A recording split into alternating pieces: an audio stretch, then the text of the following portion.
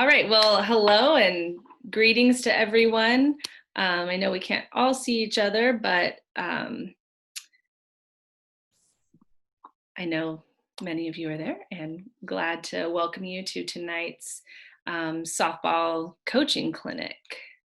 I want to just start off by saying a big thank you to Coach Farber and her team for creating some video that you'll see later and for helping to prepare and create some good content for me to share with you all.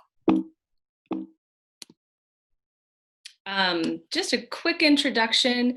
My voice, you will be hearing a lot today. I'm right there in the middle. I'm Senior VP of Social Impact at Steel Sports. Most recently, I was a college coach for 15 years at Occidental College for 8 and a few other places prior to that. My background as an athlete, as a softball player, was as a pitcher. So you'll see a lot of pitching perspectives sprinkled in throughout our presentation tonight. Also with me is Kelliner Croushore. She is the head coach at Occidental College. We coached together for a few years prior to my departure, and then she took over when I left for Steel Sports. So I can tell you, we go way back, and she's as good as it gets when it comes to the fundamentals. Her specialty was in the outfield, and she was a great left-handed hitter. So you'll hear from her a lot about outfield today and hitting as well.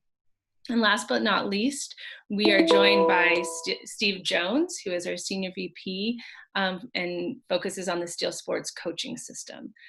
So I'm going to turn it over to Steve right now to talk us through some of the philosophy, our mission, vision, and core values at Steel Sports. Well, Ali, first of all, thank you for that introduction. And thank you for the hard work you've gone through to put this on this evening. It's our first ever softball clinic, a virtual one at that. And you've done a tremendous amount of work this week, so really appreciate that. Kelliner, thank you for joining us. We really appreciate your time. But most of all, of course, we have to thank the participants. You've given up your time this evening, which shows that you're devoted to the game, devoted to your child, and hopefully, like we are, devoted to getting the best possible experience for your child with Steel Sports. So I'm just going to speak briefly about the things that are essential to us. They go to the core of who we are and what we do. So it's very important that whether you are a member of Steel Sports or not, whoever you're playing for, you should be clear about what their stated mission and vision is for your child. So if you're a member of Steel Sports, any team, soccer, softball, baseball, you should know what I'm about to tell you. And if you aren't, you should be going to the people running your organization and saying, what is our mission? What is our vision? What are we trying to achieve? And for Steel Sports, very simply, it's to inspire youth to reach their potential on and off the field of play as players and people through the Steel Sports coaching system. So if you've invested your time, your effort, and your money with Steel Sports, what you're saying to us is you care about the kind of person your child becomes as much as you do about the kind of athlete they are. And success will follow. So we are devoted to developing character, to developing leadership skills, just as much as we're devoted to winning games. Let me make no mistake, our athletes and our coaches are fiercely competitive. We want to win every single game we play. We won't, but we want to. But more important than winning that game is how you win it. We want to win it the right way, which means that we're educating people to become better contributors on and off the field to their community, their school, their team, and eventually the workforce they join. And that is our mission. Our vision is to actually be a youth sports and coaching organization that will forge the next generation of leaders on and off the field.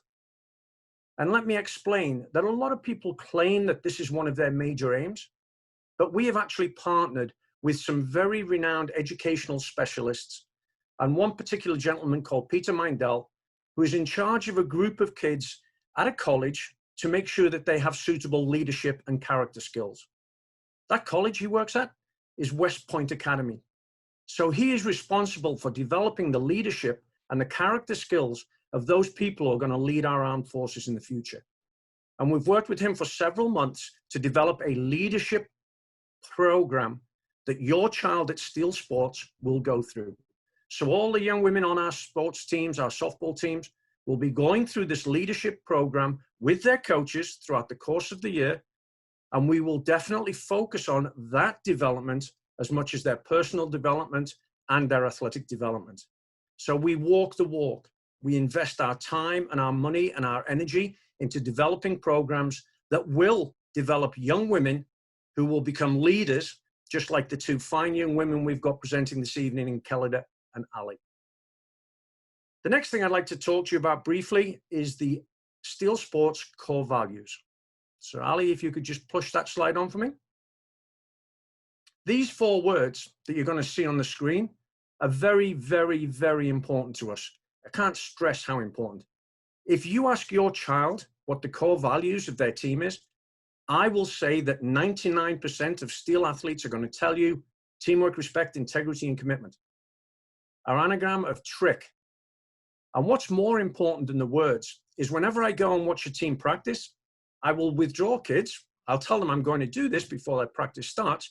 And I'll tell them, I'm going to ask you about a core value. So I want you to tell me one of the core values that you like and what it means to you. So I'm not that interested in the definitions that we have under these words. They're definitions that are out there and used by a lot of people. More important to me is that our athletes can give me a definition of teamwork or respect or integrity or commitment. A definition that starts on the sports field, but then carries on into their lives, in their communities, their schools, and their future workplace, and their home. So hopefully, if we've got mums and dads on here now, you can say to them, hey, we know you work on teamwork and respect with your team. Well, how's about a little teamwork and respect in the house? How's about you join in and do some chores? How's about you help your brother with his homework? Or you help your younger sister? Because we want our athletes to apply these core values on and off the field of play. Here's the kicker, unfortunately, parents. These are the expectations with all of our athletes and our coaches and you, our parents. So on game days, we expect our athletes to exhibit these 4 things: teamwork, respect, integrity, and commitment to their teammates, to their opponents, to the officials, to the spectators, to their own coach, to the opposing coach, and most of all to themselves. We expect our coaches to do exactly the same. And if they don't live up to that, we make sure that we train them or retrain them if necessary to make sure that they live up to our core values. And you, on the sideline, everything you do when your kid is playing, I want you to think about, am I criticizing an individual on my team or another team? Because that's not teamwork. Am I shouting at the referee because he made a mistake? And he will. Well, that's not respect. Am I behaving the way I would at home with my kid?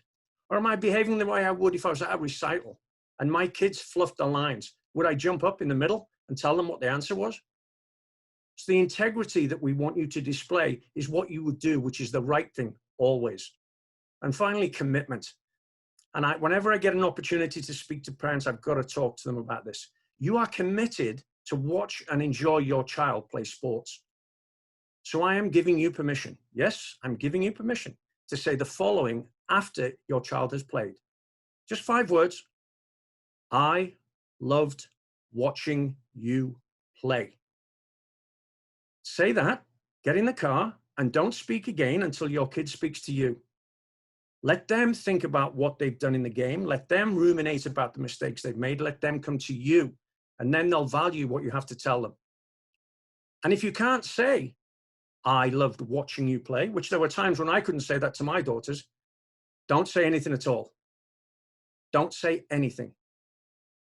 So of everything I've said to you about our mission, our vision, and our core values, all they really are is words.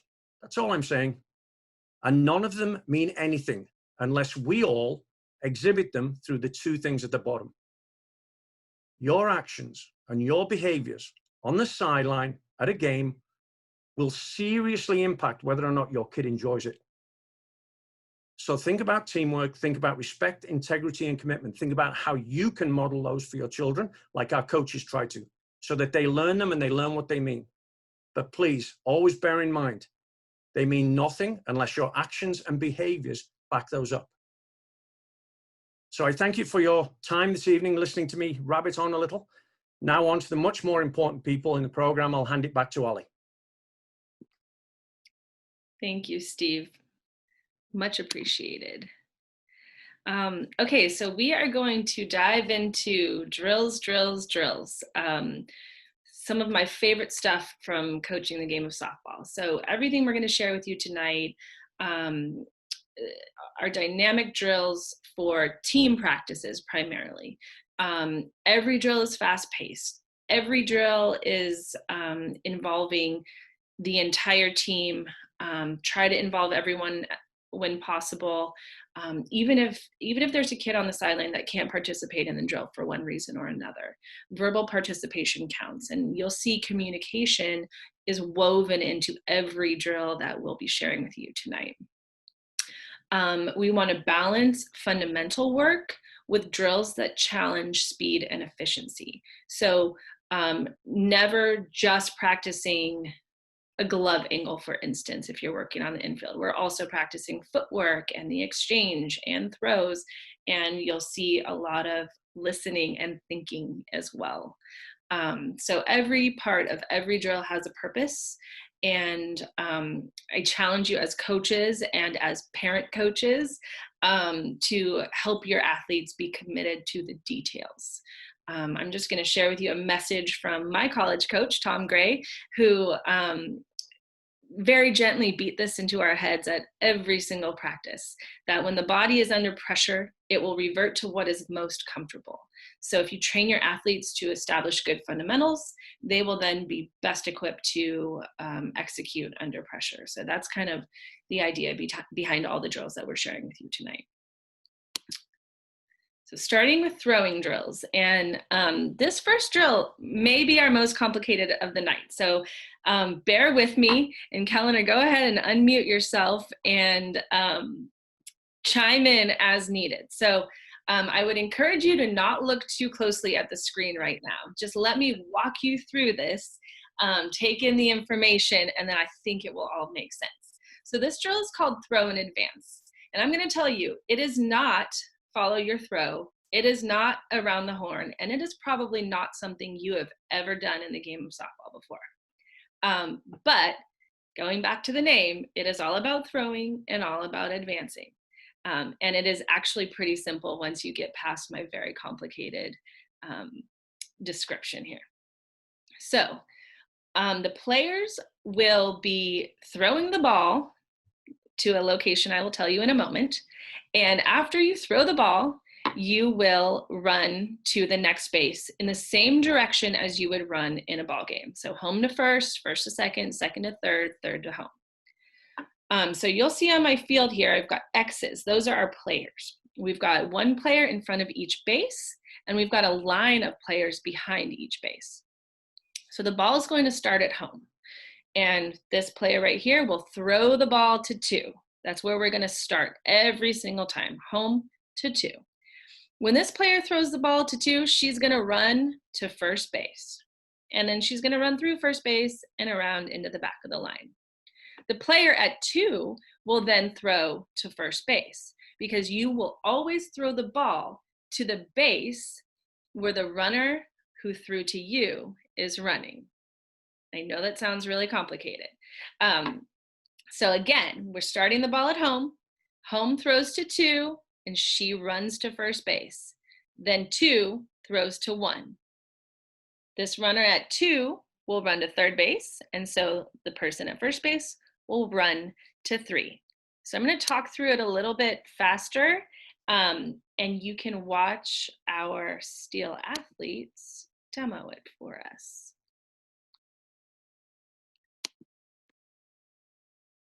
Kelliner, chime in if I missed anything. So home to 2, 2 to 1, 1 to 3, 3 to 2, 2 to home, home to 3, 3 to 1, 1 to home. Here we go. Home to 2, 2 to 1, 1 to 3, 3 to 2. Here we go. There we go. 2 to home. And so you can see in this drill, communication is really important. I would recommend to you all as coaches, when you begin this drill, let the coach be the only voice.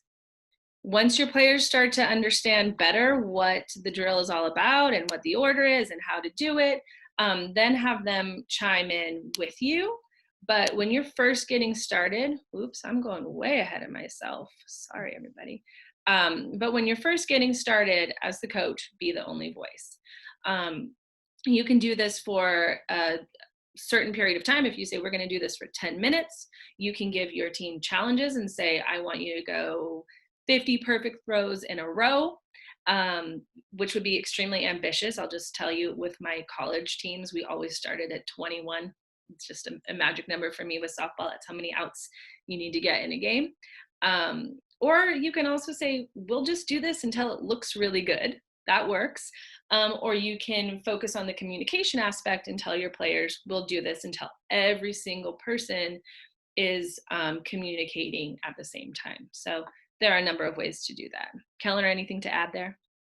No, I think you touched it all. Okay. Next is triangles. So we've got infield triangles and outfield triangles to share with you.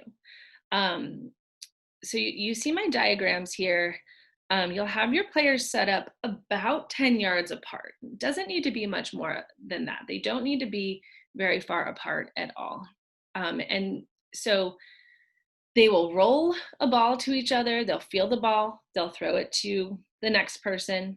They'll roll, then they'll field it and throw it. So you have 3 people and 2 things are happening, either rolling a grounder to your teammate or fielding the ball and throwing to your teammate.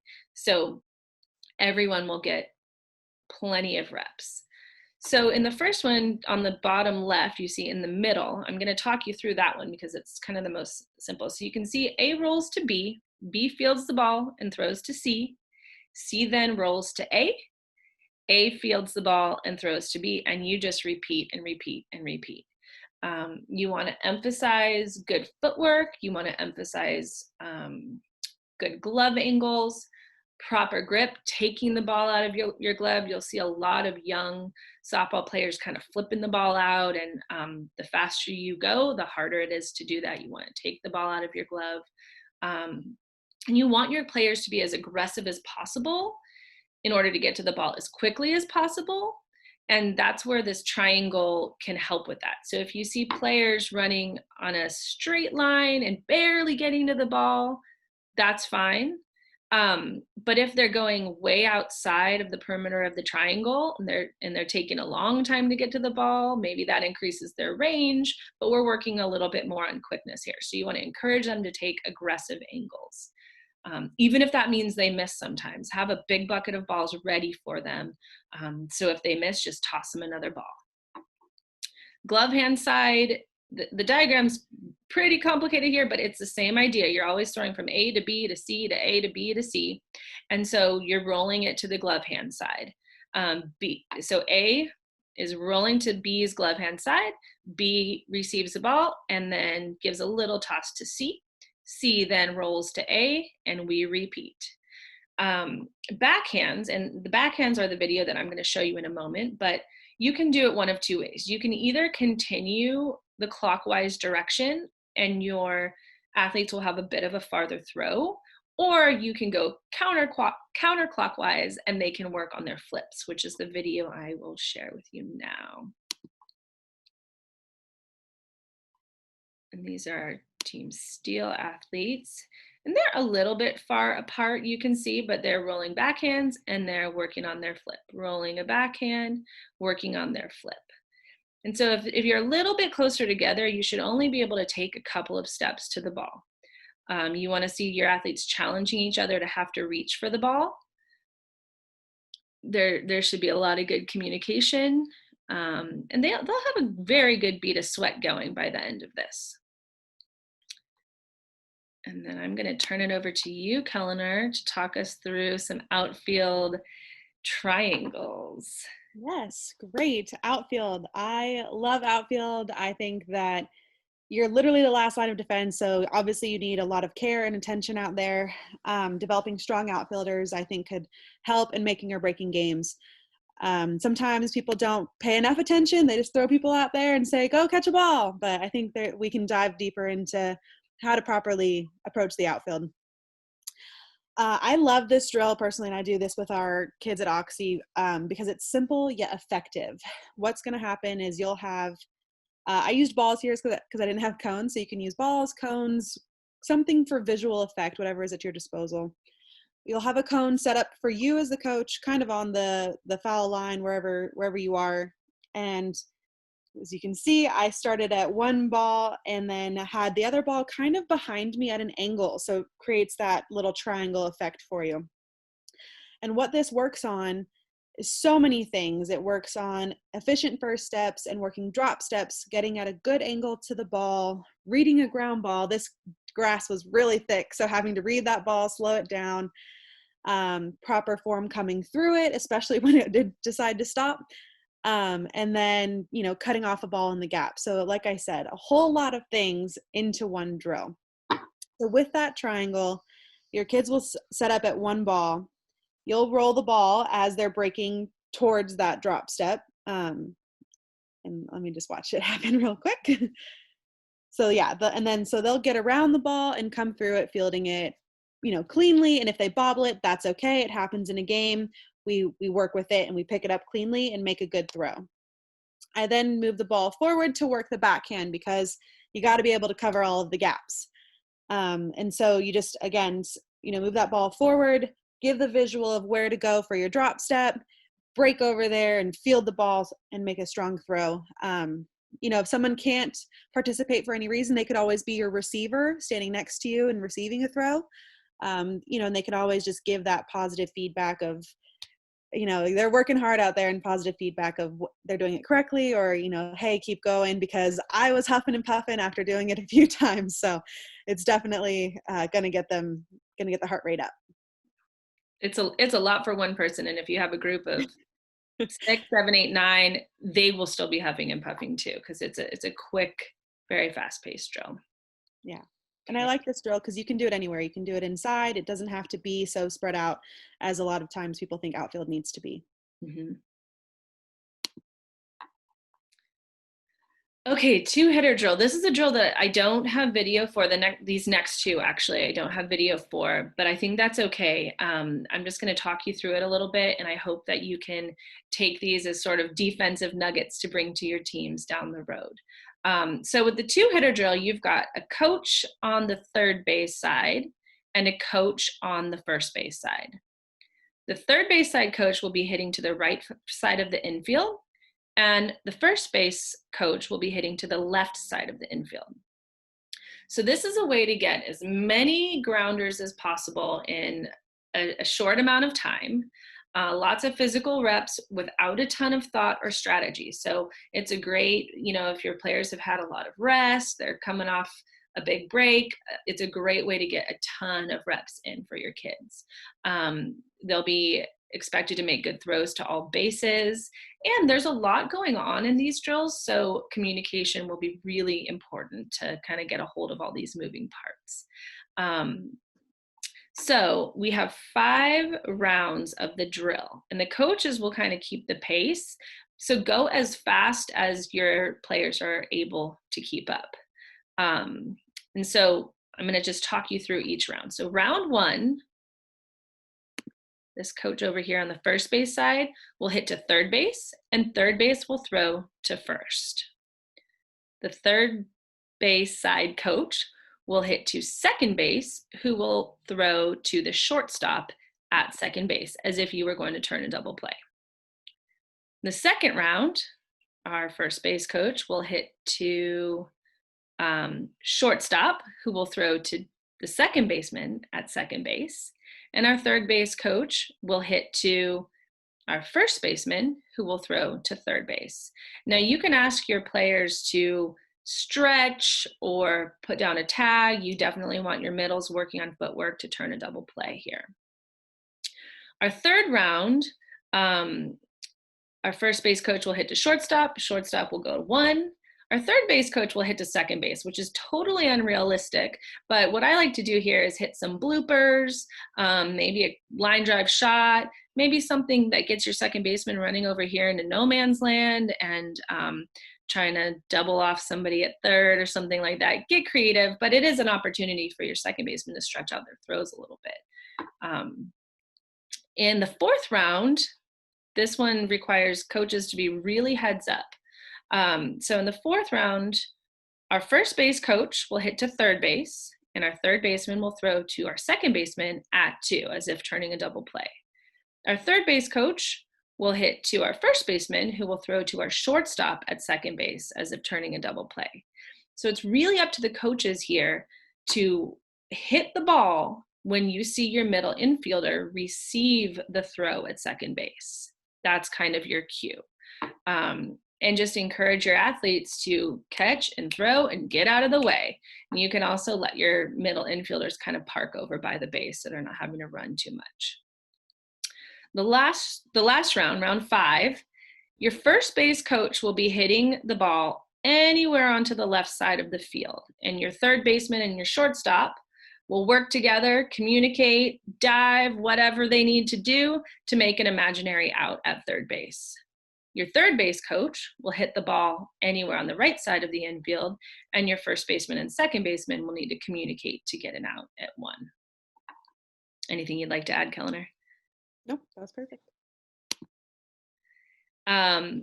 Last infield drill, the gauntlet. So you will see on my little chart here, we've got a pitcher, a catcher, a first base, second base, third base, shortstop, a special second baseman on the base. You'll hear me call that the second base. And then we've got extra players at buckets to do some feeding for coaches. So basically our catcher person right here is going to toss a bunt to the pitcher. And she will give 8 different bunts to the pitcher. The pitcher will field 8 different bunts and throw it to a different base every single time. And I'll talk to you about that order in a moment. In between bunts, your coaches will hit a grounder to the middle infielder. So this time, your third base side coach will hit to the shortstop, and your first base side coach will hit to your second baseman. So we're not hitting across the field. And again, here, it's really up to the coaches to figure out the pace because it's a little more erratic where we'll be throwing and catching at this time. So the first bunt for the pitcher's going to go 1. First base is going to fire it back to the catcher. Second one, the pitcher's going to throw to 2, who's going to throw to 1, back to the catcher. Third, the pitcher's going to go to 3, who's going to throw to 2, to 1, back to the catcher, a little around the horn kind of action. Fourth round, the pitcher's going to toss to the catcher as if there was a squeeze play. And the catcher's going to throw all the way down to 2, who's going to turn and throw to 3 and back home. Then your pitcher's going to field a bunt and go to 3 again, but this time the third baseman's going to fire back home. The next one, the pitcher will throw to 2, who throws back to 3, who throws back to home. The next one, number 7, the pitcher will field the bunt, throw to 1. This time the first baseman will fire to 2, to 3, to home again. And the last round, that pitcher will toss it home. The catcher will throw down to 2, who will throw down to 1 and back to home. So as long as the coach understands what's happening, that's the most important thing, I'd say. But this is a really great way to get your kids to practice communication. When I did this drill, I liked every single person to play every position and go all the way through the gauntlet. That's how it got its name. But you could also just have your middle infielders stay at their positions and only have your pitcher, catcher, and corners alternate through the fielding of the bunt, since that's a little more realistic for them. Anything to add there, Kelliner? Nope. All right, so on to hitting, which I think is probably everybody's favorite. If you're showing up to a softball clinic, it's where all the fun is had for some people, unless you're a pitcher. But so Kelliner, I'll have you talk through the Tai Chi drill. Yes, and that sometimes is a tongue twister. It gets me at least once every day that I say it. So I also call it the high kick drill. So maybe I might throw that in there a few times if I can't get Tai Chi out. But this is a great drill. It really forces your players to work on how to get their weight through the ball and have great pop and power on their swing. A lot of the times we see that players are lacking in their back half. So that load leg and drive leg, it doesn't quite get through properly or with enough oomph or force. And you can see that there's more in there, but you just don't know how to get it out. This is a great drill for that. And I use this with my kids all the time. They have a love-hate relationship with it. So we call this the Tai Chi drill. Did it? And you can do this drill on a tee, off of side toss, as I do in the video here, or you can even do it off of front toss if you wanted to. So the player sets up in their stance and gets ready to approach the ball. And when they take their load, that front knee is going to come up high, and you can see my knees try to pinch together. This really is going to test their balance. I definitely fell a few times trying to do this, but that's okay. You just put your toe down, bring it back up, and find that balance again. It works the core, it works stabilization. Again, lots of things in a drill. So that's the dry swing of it. When they pull that knee up and try to pinch their knees, you want them to pause. Again, testing the balance, but also so that they can feel that great load and force and energy really getting absorbed into that quad and into that back drive leg. And so something to note here is that on my load, my knee stays over my big toe. You don't want that knee and hip leaking out towards the catcher or the umpire, because that has just eliminated so much power and so much potential for your players. When that leaks out, think of how much effort it's going to have to take to get their hips back through the ball. And unfortunately, many times I see that the hips don't properly get through the ball, or that they feel uncomfortable, or that their knee feels weird. That's a lot of things, feedback I get when they're not doing it properly. So to make sure that knee is really pinched over that back toe. And again, you're going to feel so much energy, and their leg is going to be really tired after this drill. But when you do that, it really allows you to put all of what you're absorbing behind the ball into your swing. Again, it's a great way to feel some oomph, some power, and to feel what your body could and should be doing at contact. Anything, Allie? No, I'm just going to let everyone watch one last rep.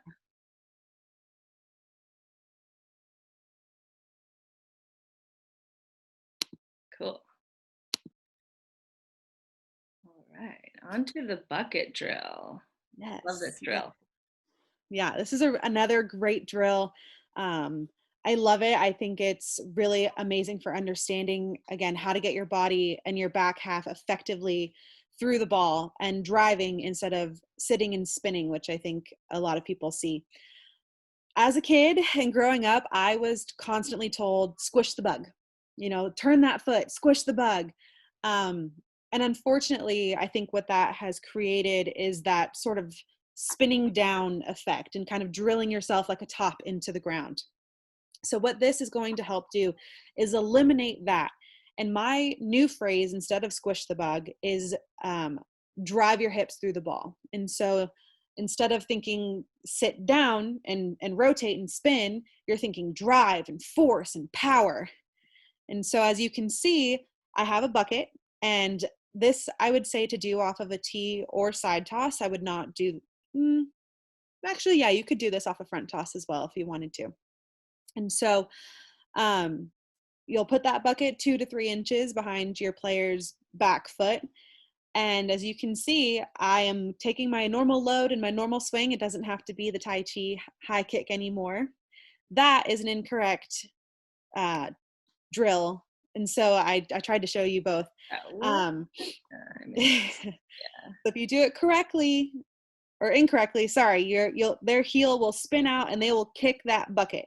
And I think it's great because it gives them the immediate feedback of what they're doing incorrectly.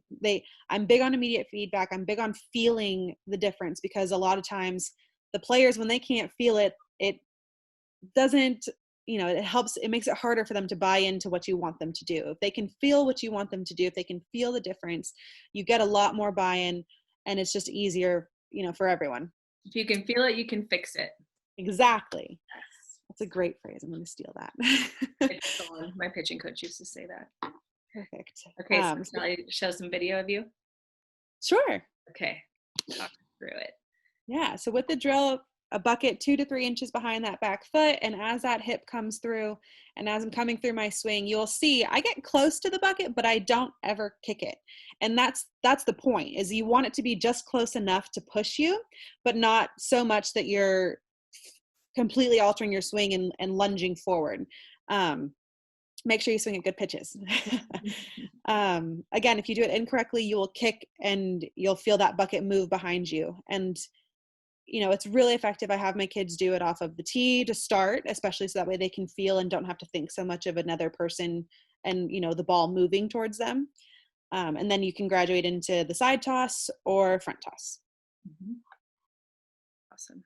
You can also use a chair or a cone. Yeah, anything. I put a ball sometimes behind their foot. It doesn't have to be a bucket. I just like that there is so much weight behind the bucket. So you really have to feel. Yeah. One more. Perfect. Thank you. Okay, so on to pitching, and we're doing okay with time here, but I definitely don't want to let pitching be a time hog.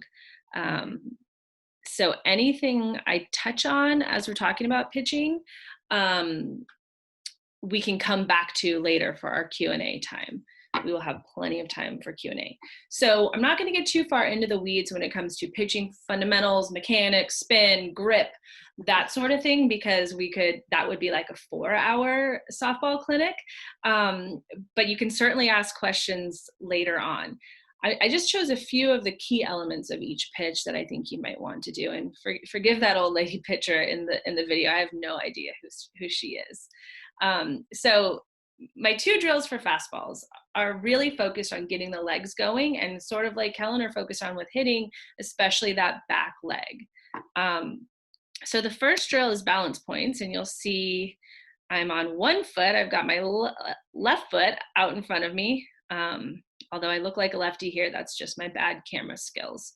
So I've got my glove side foot out in front of me. I'm tipping forward, kicking out, driving through my pitch. This will really wake up your back leg and make you push off hard, drag hard. That helps a ton with power, but also for hitting your spots and making the ball move later on. My second drill here is racers. So I'm coming down into a lunge position. I'm going to lunge, lunge, lunge, and pitch. So lunging activates my largest muscle group in my legs, my quads, and gives me a little extra momentum. Lunge, lunge, lunge, and pitch as I go into my pitch. So your pitchers should feel really powerful when they do a drill like this. Next, curveball drills. I have short spins and mini curves. So the most important thing with your curveball is that it spins from 9 o'clock to 3 o'clock. So you want to see a lateral spin ideally. So this short spin drill is really good for that.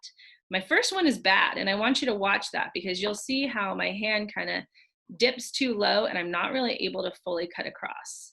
And then oh, maybe not. Maybe it wasn't so bad. That one, I think I dipped a little bit. But the next ones, you see my palms up, my fingers are nice and high, and I'm just cutting across, working on cutting across with that curveball.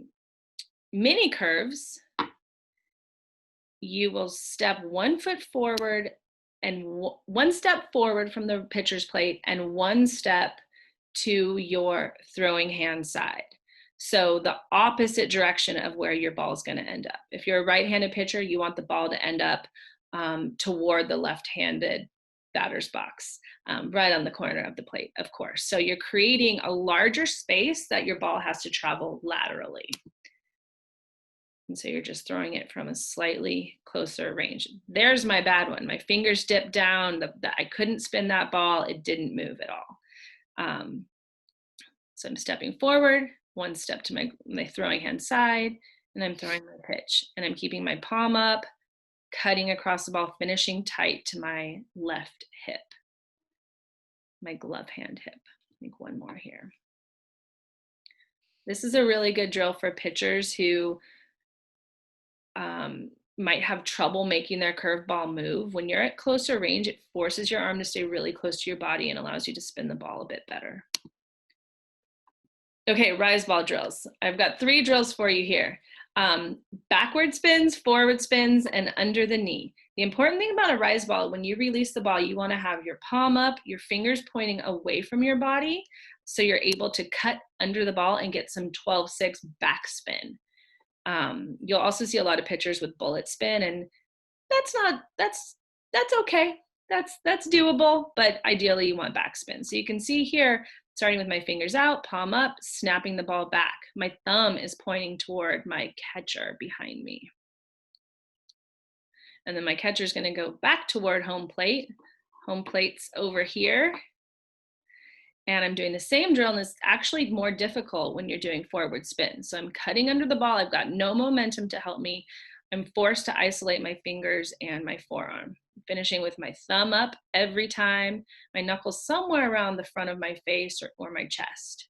And then last, the under the knee drill, my favorite rise ball drill. It's really difficult. Your pitchers will surely whack themselves in the leg at some point in time, but it forces you to get your fingers underneath the ball. And you want to spin those about chest height for your catcher. Drop drills. Okay, so I've got backward spins again, and this is great if you throw a peel drop. My other drills work for either peel drop or a rollover drop kind of pitcher. So the backward spins, I'm starting with my arms out in kind of a T, and you just want to hinge at your elbow. You'll see my elbow gets a little too high. And so you're hinging at your elbow and you're allowing the ball to just peel off your fingertips, which is really important if you throw a peel drop.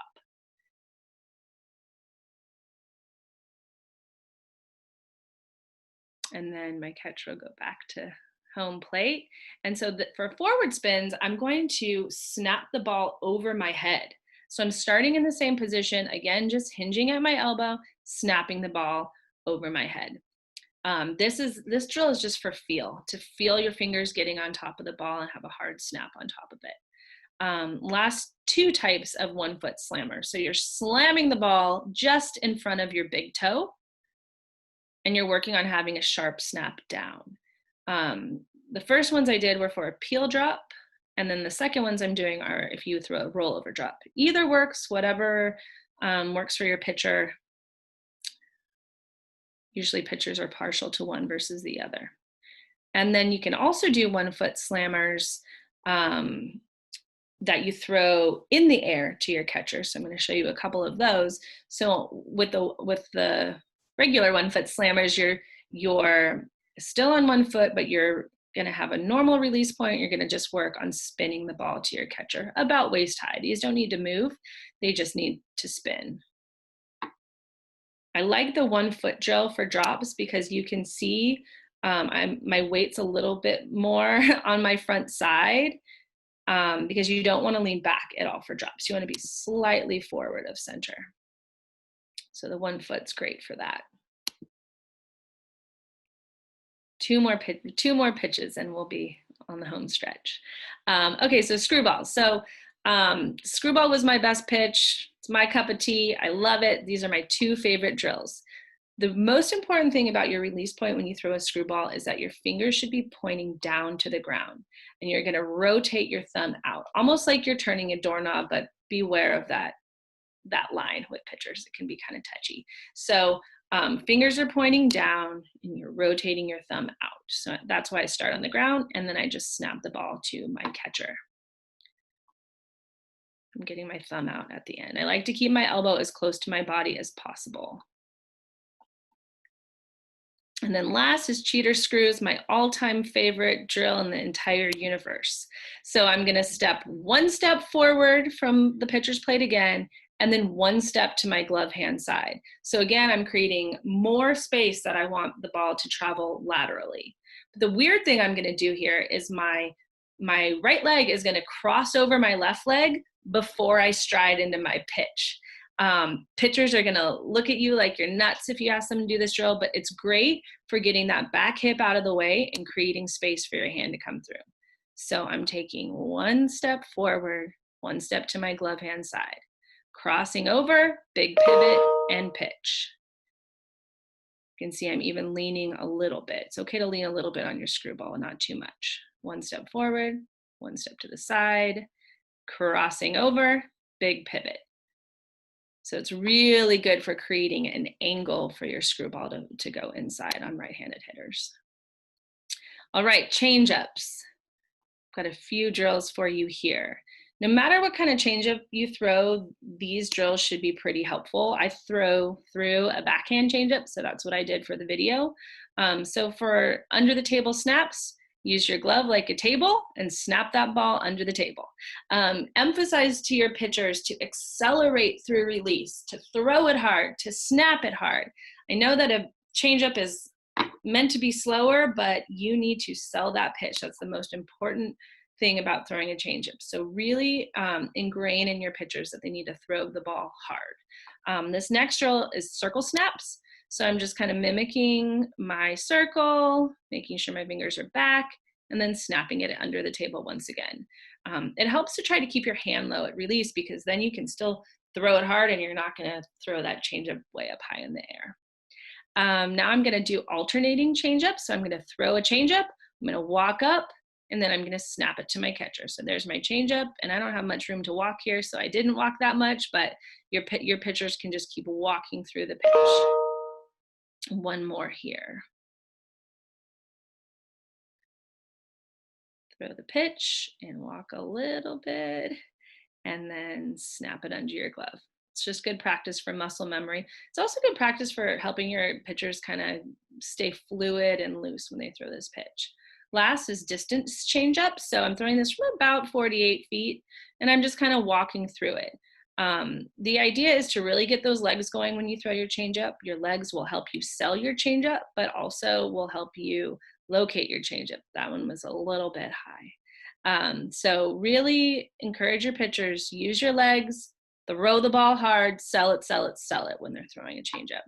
There's a good one. Okay, and then last, I just thought we're doing great on time. Proud of us. A few live games that I want to share with you. I love any sort of practice game, competitive, live-ish game. The more you can get your kids to practice at game speed, the better. But also a challenge that I often felt as a coach was that when you do live or a scrimmage, it takes forever, and maybe kids are only getting 2 at bats, or maybe a pitcher only gets to throw to 6 hitters, or it just takes forever. So we came up with a few ways to speed it up. So the first one is on the left, the get ahead game. So the rules of the game, pretty simple. 2 balls you walk, 2 strikes you strike out. That's it. You can put base runners on, you can play it out, you could do it any way you want as a coach, but 2 balls you walk, 2 strikes you strike out. The pitchers are tasked with getting ahead in the count, throwing strikes early, attacking hitters. Hitters are focused on identifying the pitch location, hitting the first good pitch you see. Now, this is not a drill for working the count. There are many good ones for that, but this is just not it. This sort of drill, you're just encouraging your hitters, be aggressive, hit good pitches, let's go. Just to have a really aggressive mentality. Also, the pitchers will need to hit their spots because they know the hitters are swinging. So if you throw one down the middle and a hitter's in an aggressive mindset, that pitcher's in big trouble. So you've got both really working hard. A few variations that I like to incentivize the pitcher, you could tell the pitcher, okay, if you get 0-2 on a hitter, that hitter has to swing and miss at whatever you throw next. So you can pick your gnarliest strikeout pitch. I'm going to throw you a rise ball and make you swing and whiff, or I'm going to throw you a changeup and you have to intentionally swing and miss it. So it's horrible for hitters. Would you agree, Kelliner? Yes. Yeah. But you could also incentivize your hitters, and you could tell them, okay, if your pitcher gets behind on you 2-0, you get to choose any pitch you want for that pitcher to throw you. So you want a fastball on the inside corner? You got it. You want a changeup? You got it. Whatever you choose. And you can really see an interesting look into your hitter's head. Some of them will choose like, oh, my best pitch is an inside fastball. Give me that. Other hitters might say, I really struggle with the changeup, so throw me one of those so I can work on it. But it's kind of a fun exercise that way. Any other variations you might want to add? Not off the top of my head. Yeah, just the 2-0 pick your pitch, right? That's your fave.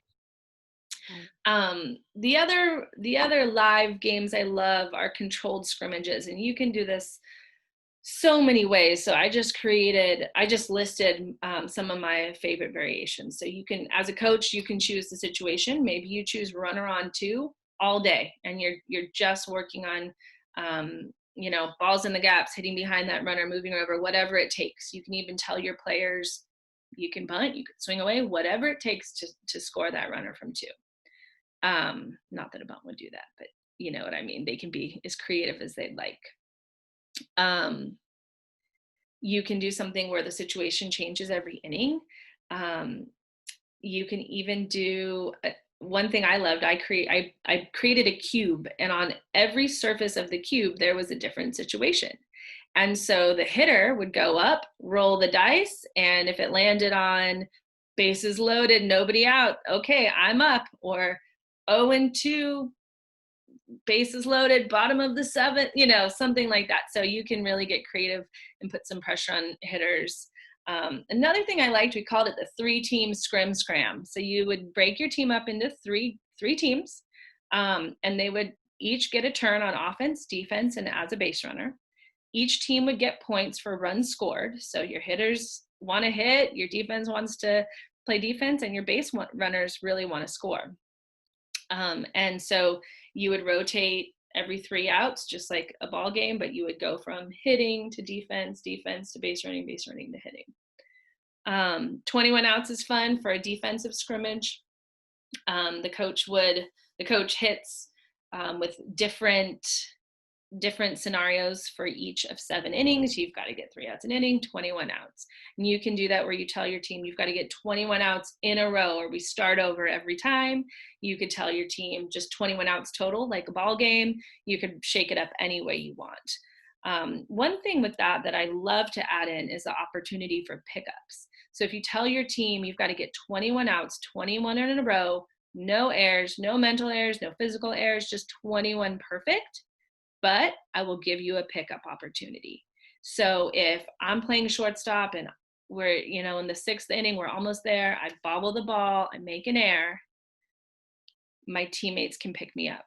Maybe the coach then hits the ball to Kelliner in center field. She makes an amazing catch. She just picked me up. We carry on with the game. So it's a really great way to get teammates playing for each other and encouraging each other and being resilient when things go wrong.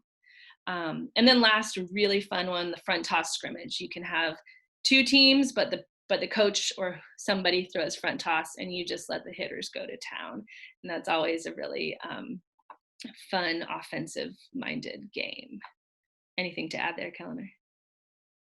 No, what I love about 21 outs when you do the pickups, especially, is that errors are a part of the game. They're gonna happen, and so it doesn't put so much pressure on the perfection because they already put that pressure on themselves. But I just love that, as soon as you get the pickup, everyone feels like they can breathe again. It's great.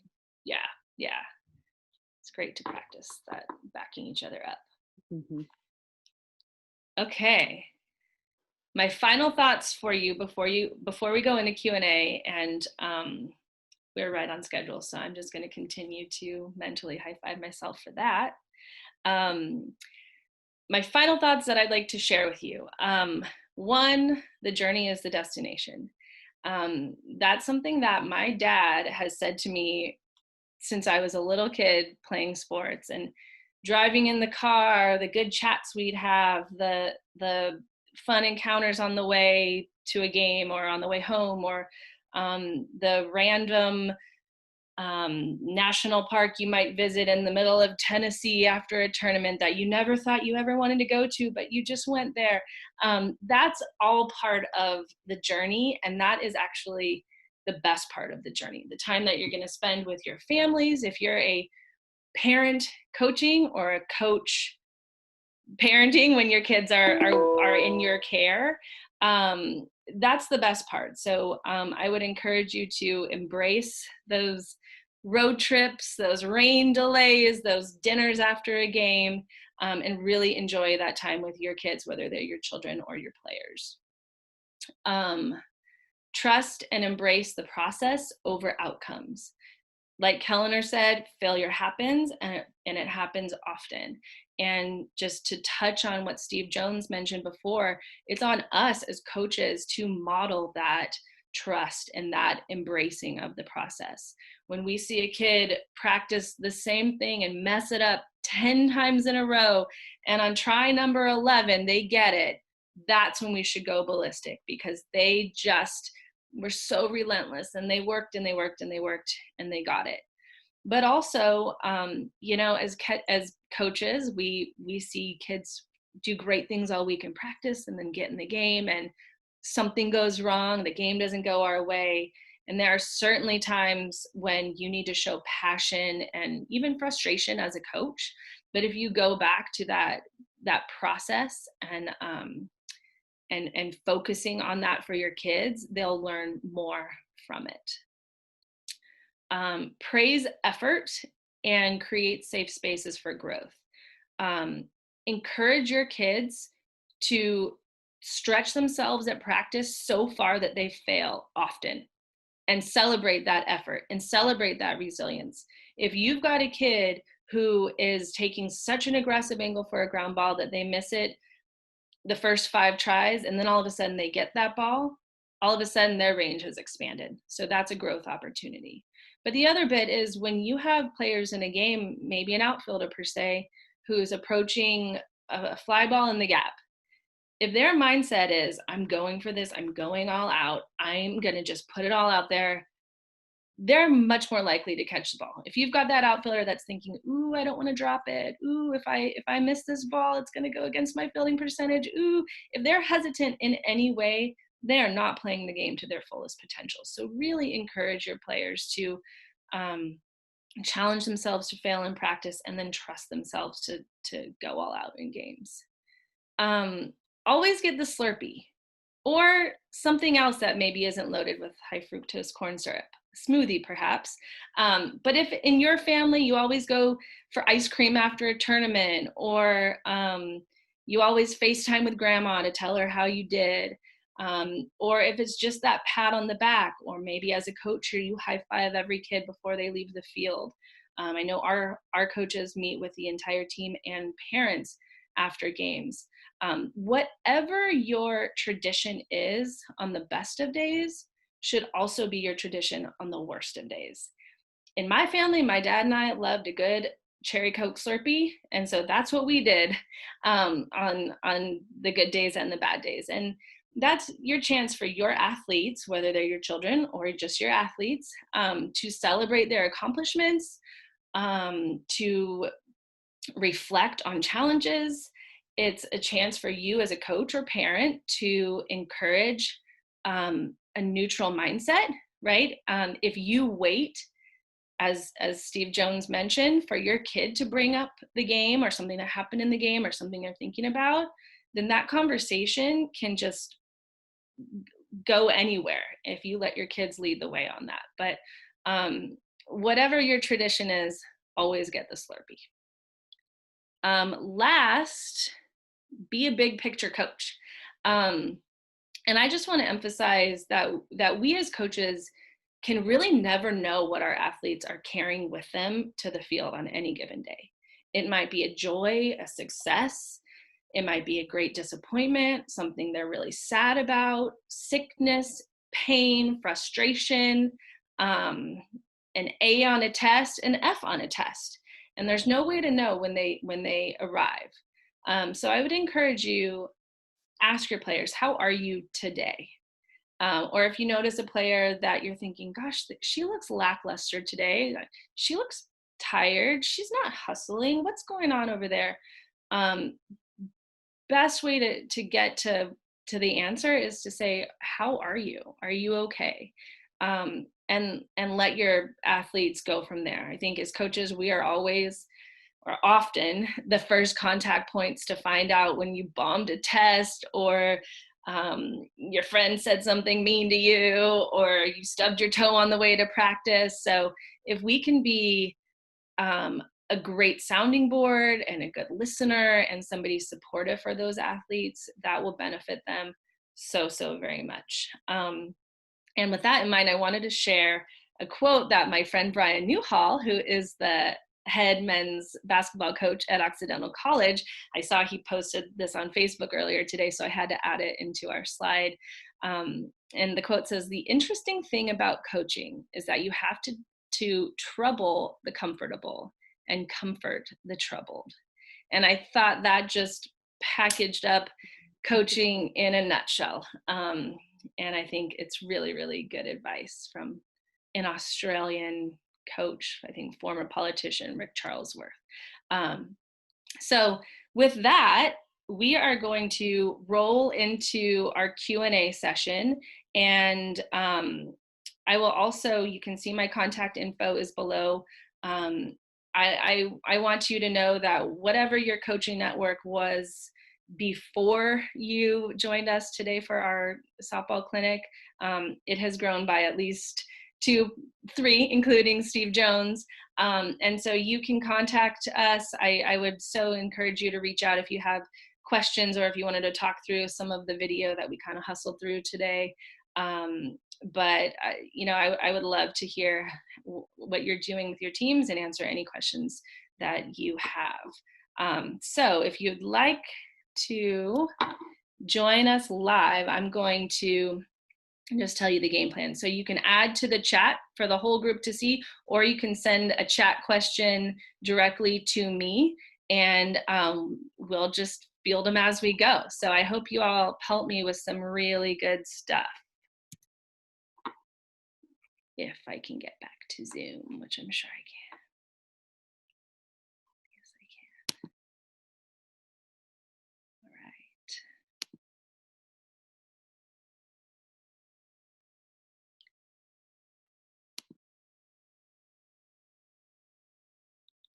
Okay, so here's good question to start. Yes, I will send you the presentation and videos afterward. And as we wait for more questions to pop in, Kelliner, I'm going to put you in the hot seat. Oh no. A little bit. So Kelliner, like I said, is the head coach at Occidental College. And that is a D3 school in California, one of only 10, one of only 8 softball programs in Division III in California. So I know for you East Coasters, Division III schools are on practically every street corner. And so Kelliner, I just thought maybe you could share with us a little bit about what's going on in the world of D3 softball, and for kids that are trying to get recruited, and this is a crazy time.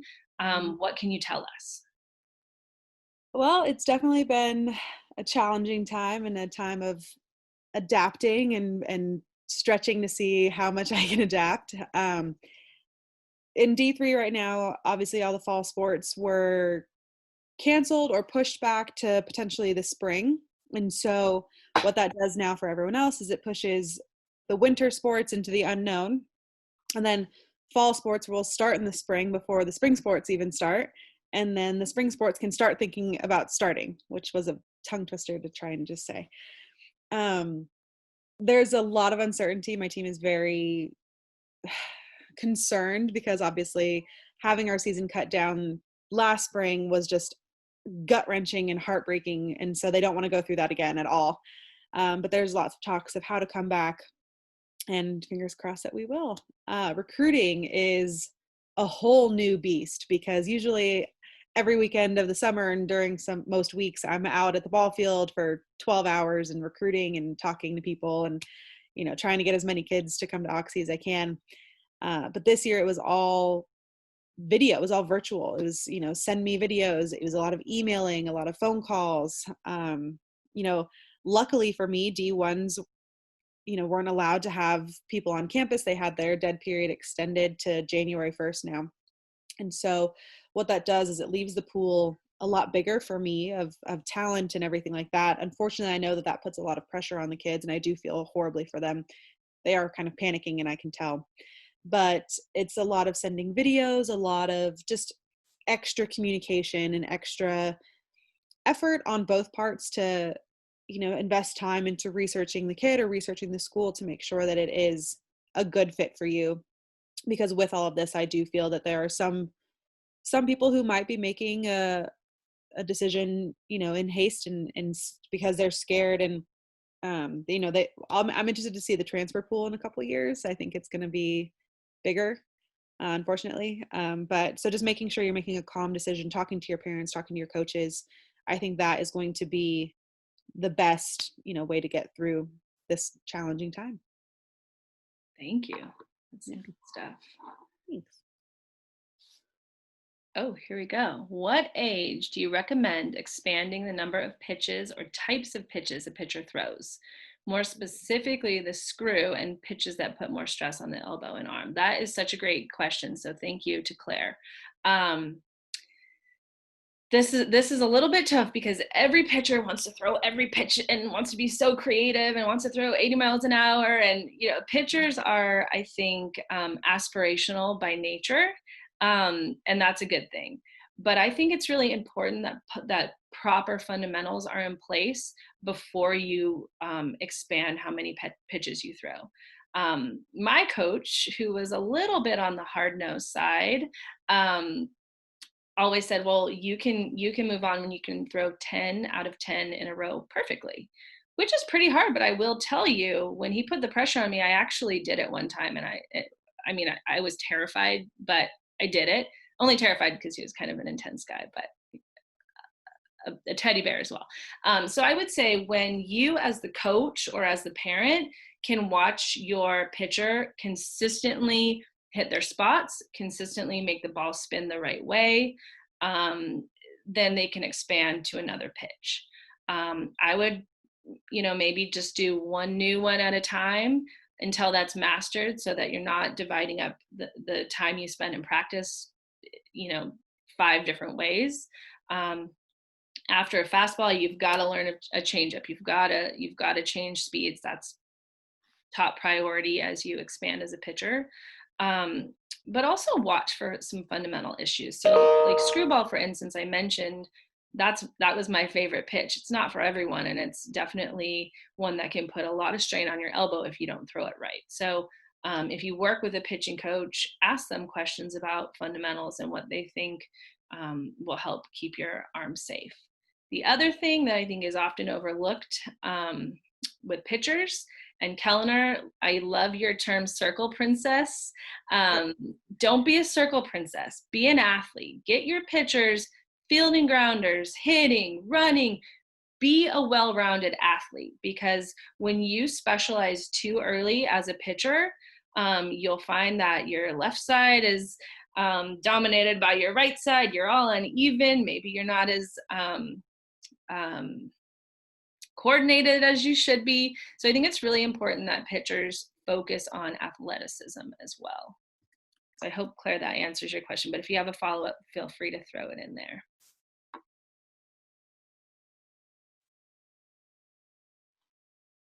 Allie, I have a question about pitching too. Great.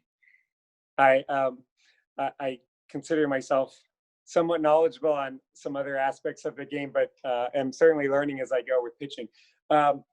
For a right-handed pitcher, I've heard that in throwing the fastball, to turn the palm up before the whip through.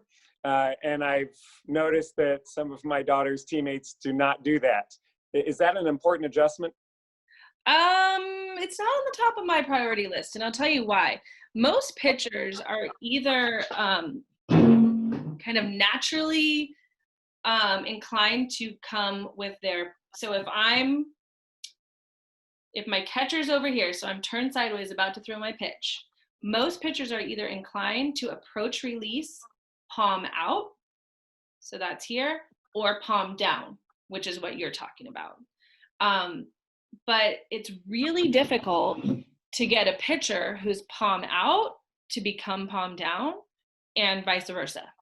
And so you'll find that your palm down pitchers are really going to be naturals at the drop ball.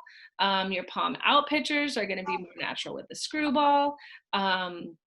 So it's not something I would put a lot of focus on, but figure out their strengths and push that. So for instance, if I'm a palm out pitcher, but I can't get the ball to spin the right way for my fastball, then you would have me do some extra drills to get my palm coming down, more pressure in my index finger to make the ball spin correctly.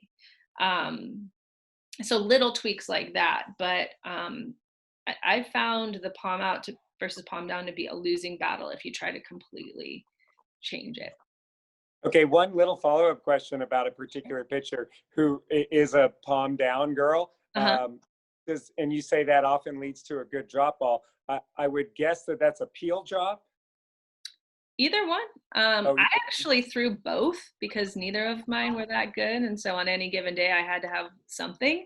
But I think that the palm down, they are naturally inclined to getting on top of the ball. I think a peel drop is the better drop because you have 4 seams spinning for that versus a rollover drop. It's a little harder to get all 4 seams spinning. So yeah, I would have a pitcher like that test out some peel drop stuff right away. Yeah. Thanks. Sure. There are never too many pitching questions, so keep them coming. But while we have a little bit of a lull in questions, Kelliner, I think that you are someone who paints the picture of outfielders as the absolute heroes of the game. And I couldn't agree more. I was a pitcher in Chicago, the Windy City, and when the wind was blowing out, my outfielders were my best friends, which was most days. So can you talk to me a little bit about encouraging athletes to pursue life as an outfielder, some of the perks of it? I think, especially when you have little kids that you're coaching, everyone wants to be the pitcher or the catcher and get the ball all the time. But I think outfield is where some of your very best athletes wind up.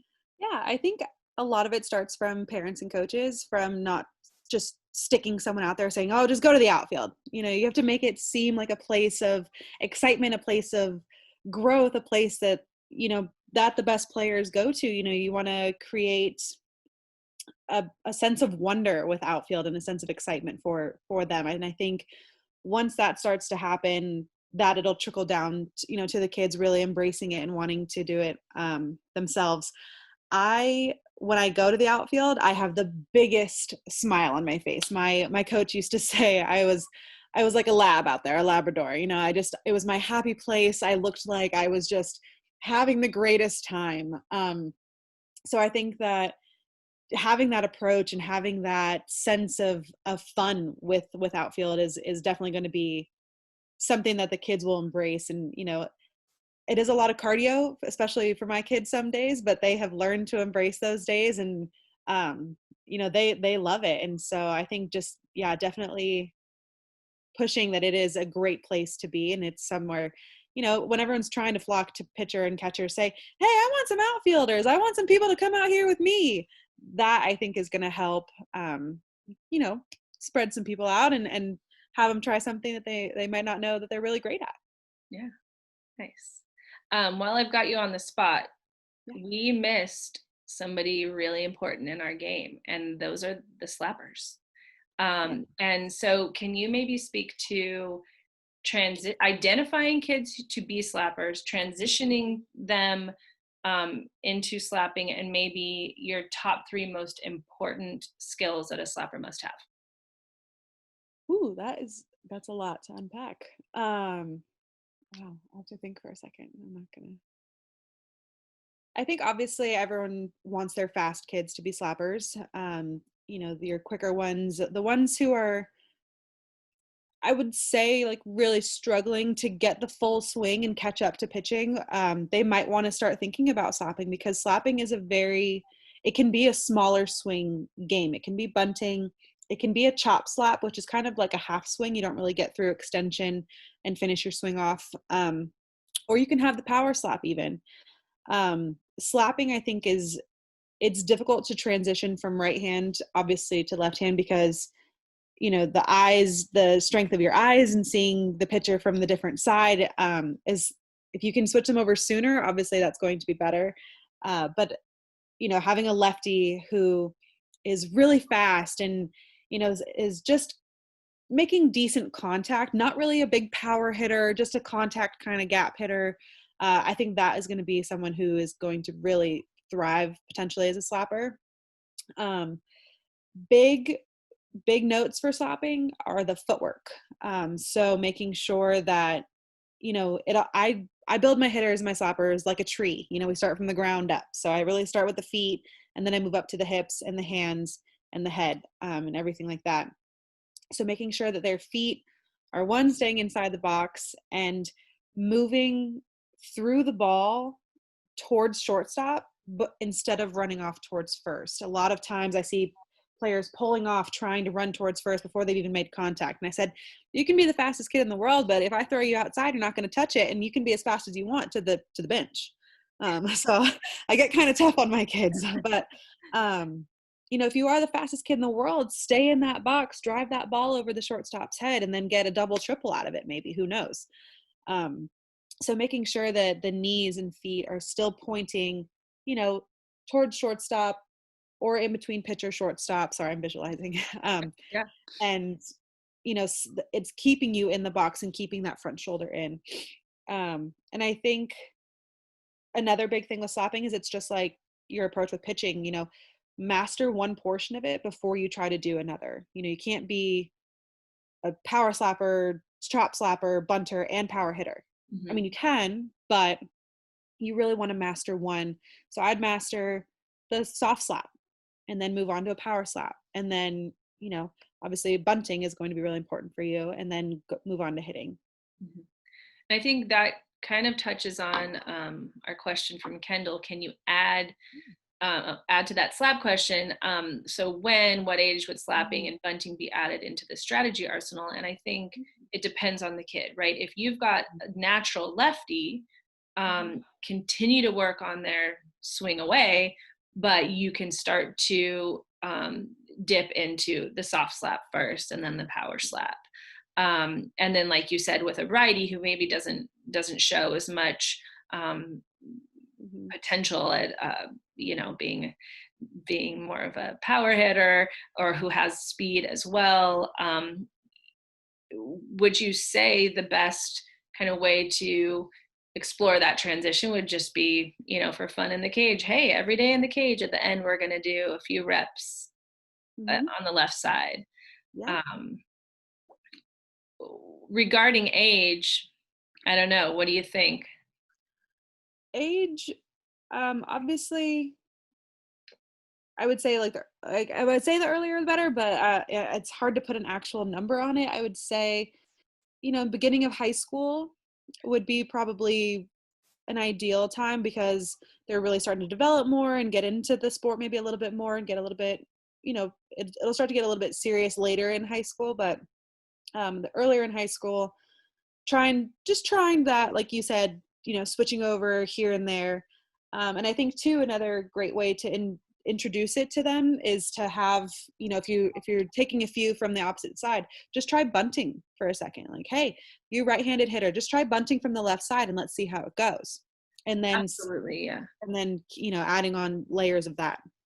And I would also say that bunting from the left side, I think you could start even younger, maybe middle school, either even 10, 11 years old.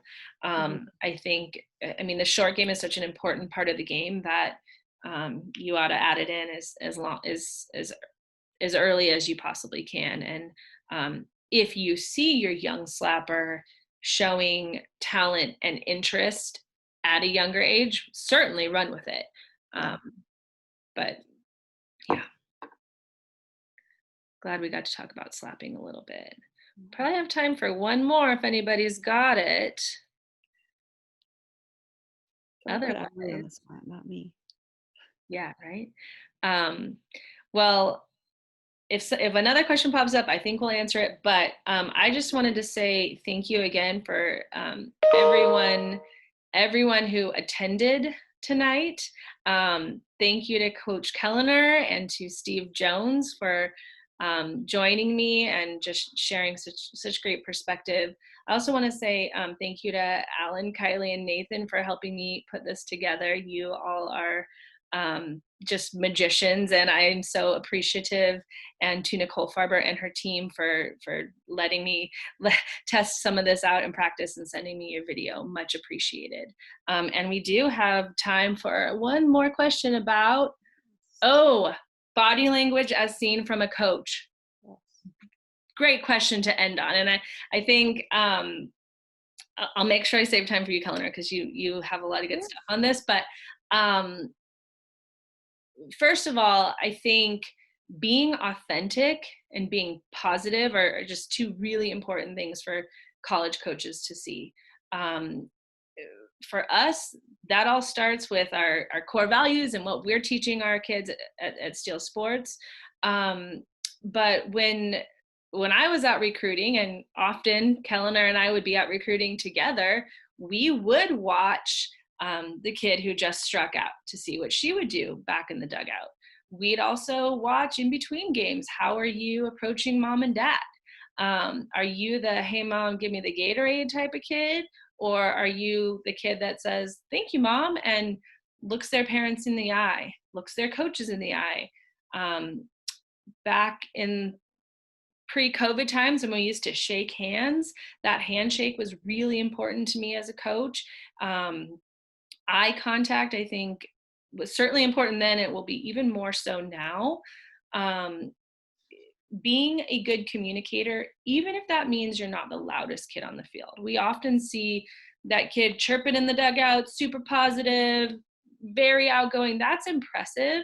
But also the quiet kid that is quick to talk to a teammate after an error, or to help somebody get composure, or to say thank you, coach, for something that your coach did. So I think that body language goes really, really far.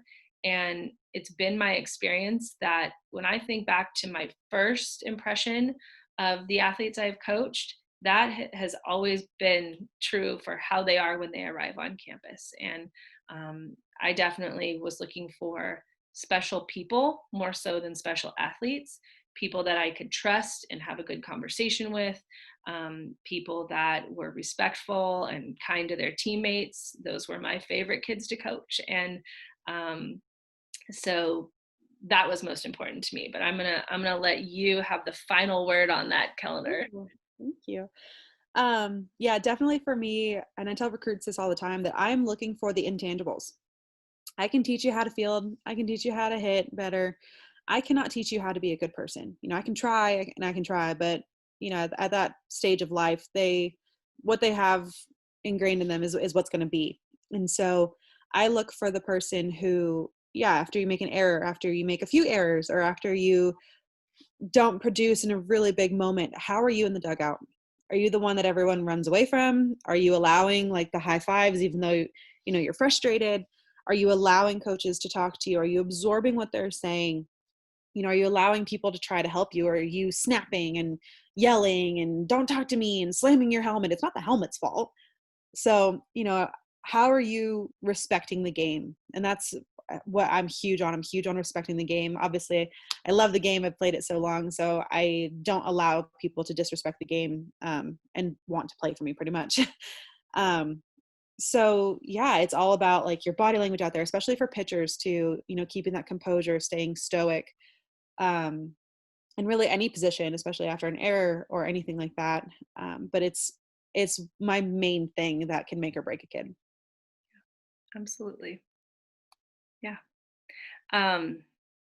Well, I think that's perfect to end on. I hope that all of you coaches got a few valuable tidbits today. Again, reach out if you want to dive deeper into any of these drills or you have other questions. I am looking forward to doing a college town hall for our Steel Sports families, and certainly others if there's interest. But I want to wish you all the best, and I hope that you enjoy your time on the field or your virtual time with your players if you're not able to be with them right now.